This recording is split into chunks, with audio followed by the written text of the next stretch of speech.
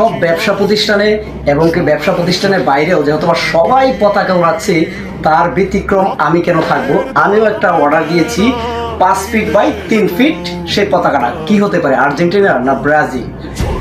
আর্জেন্টিনাও না, ব্রাজিলও না, এটা হলো কালেমার পতাকা।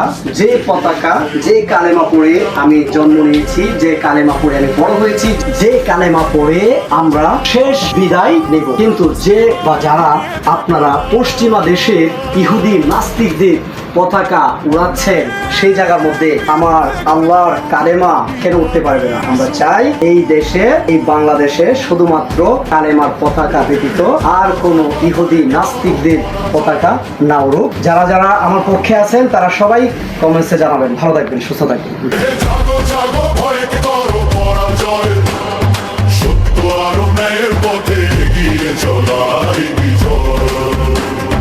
পদ্মা মেঘনা যমুনার ঢেউ বলে ইতিহাস, 12 আউলিয়ার বাংলাদেশ।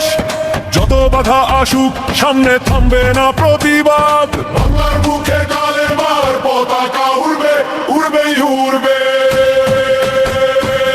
ও হে হে জাগো জাগো মুসলিম, সময় এসেছে আজ, অন্যায়ের বিরুদ্ধে গর্জে উঠুক প্রতিবাদের সুর।